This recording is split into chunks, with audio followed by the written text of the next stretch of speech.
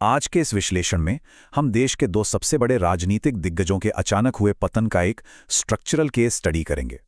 एक political scientist के नज़रिए से देखें तो बात सिर्फ हार जीत की नहीं है। बात यह है कि जब कोई बड़ा इंस्टीट्यूशनल ढांचा अंदर से खोखला हो जाता है तो बदलाव कितना अचानक और चौंका देने वाला होता है। आइए इस स्ट्रक्चरल डिके को समझते हैं। सोचो जरा, एक तरफ बंगाल की काफी डार्क और वायलेंट रियलिटी है, एक गहरे सिस्टेमिक कोलैप्स की निशानी, और ठीक इसके उलट तमिलनाडु में एक फीवर पिच्ड सिनेमैटिक अपराइजिंग। मतलब एक जगह सिस्टेमिक स्कैम्स हैं और दूसरी तरफ एक सुपरस्टार का डिसरप्शन। ये दोनों घटनाएं देखने में बिल्कुल अलग लगती हैं, है ना? लेकिन हैरान की बात यह है कि इन दोनों का नतीजा एक ही था, स्थापित और बेहद मजबूत सरकारों की चूल्हे पूरी तरह हिल जाना। तो इस पूरे एनालिसिस के 6 हिस्से हैं। पहला, द फॉल ऑफ टाइटन्स। दूसरा, बंगाल्स फेलिंग पार्टी सोसाइटी। तीसरा, द यूथ इकोनॉमिक एक्सोडस। चौथा पड़ाव होगा तमिलनाडु सिनेमैटिक डिसरप्शन। फिर पांचवा, द इल्यूजन ऑफ ग्रोथ। और आखिर में द न्यू वोटर वर्डिक्ट। चलिए शुरू करते हैं। तो पहला हिस्सा है the fall of titans when established giants crumble. दूसरा हिस्सा Bengal's failing party society, anatomy of systemic rot. अब इस बंगाल वाले पतन को समझने के लिए ना पॉलिटिकल साइंटिस्ट द्वयापायन भट्टाचार्य का एक कॉन्सेप्ट समझना बहुत जरूरी है। इसे कहते हैं पार्टी सोसाइटी। होता क्या है कि इस सिस्टम में आपका धर्म या जाति उतनी मायने नहीं रखती जितना आपका पॉलिटिकल पार्टी से जुड़ाव। एक आम इंसान कहाँ दुकान लगाएगा, किसे सरकारी वेलफेयर मिलेगा, यहाँ तक कि पुलिस किसकी एफआईआर लिखेगी, ये सब पार्टी तय करती है। लोकल कैडरेस एक स्ट्रिक्ट गेट कीपर बन जाते हैं और सिविल सोसाइटी का दम पूरी तरह घुटने लगता है।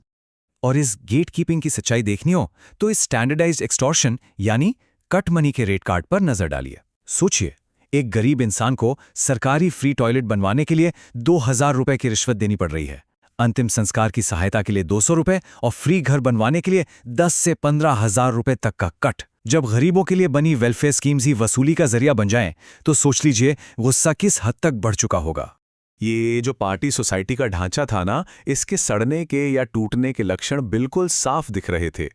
पार्था चैटर्जी का 21.9 करोड़ रुपए का टीचर रिक्रूटमेंट स्कैम ले लीजिए, या फिर 2016 में विवेकानंद फ्लाईओवर का गिरना जिसमें करप्ट कॉन्ट्रैक्टिंग की बात खुलकर आई, फिर आरजी कार मेडिकल कॉलेज की वो बेहद दुखद घटना और इंस्टीट्यूशन का उस पर पर्दा डालने का रवैया, और हाँ, संदेश खाली में जमीन पर कब्जा, सिस्टम लेवल की हिंसा, यहां तक कि चुनाव से ठीक पहले 25 लाख जेन्युइन वोटर्स का लिस्ट से गायब हो जाना।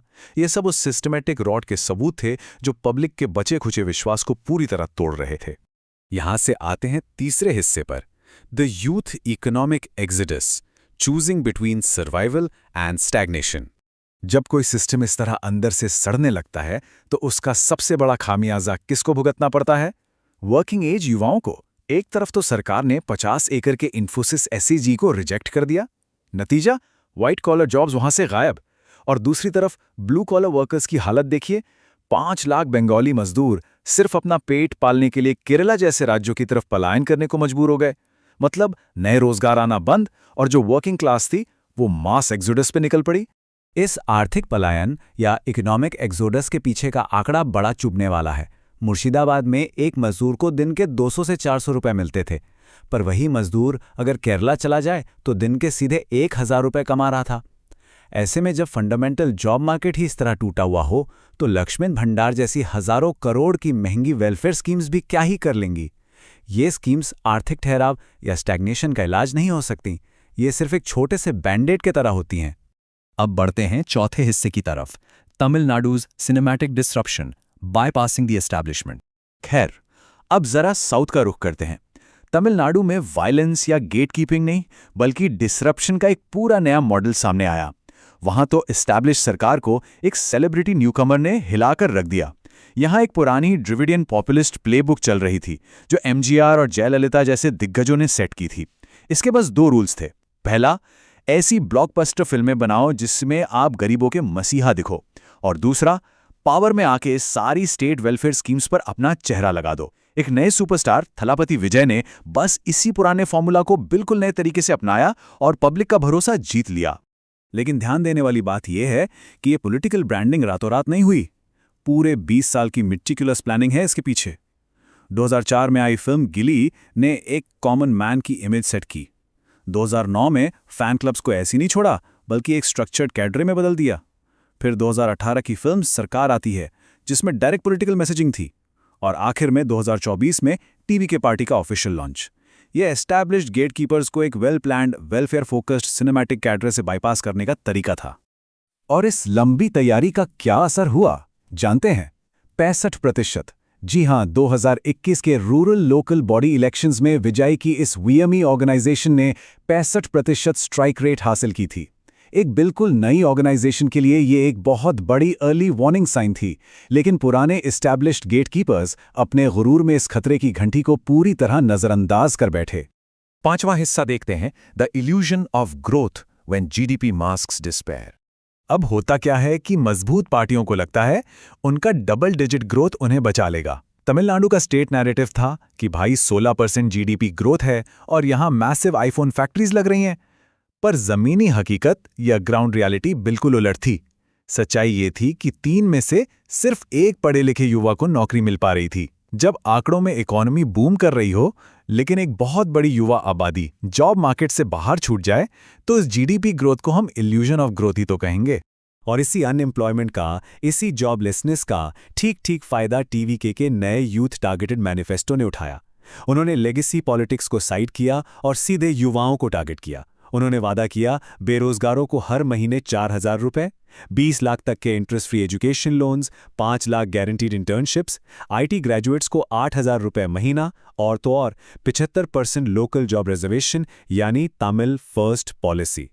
ये सारे पॉइंट्स उन फ्रस्ट्रेटेड युवाओं को आर्थिक राहत देने के लिए थे, जिन्हें इस पुराने स्ट्रक्चर ने पीछे छोड़ दिया था।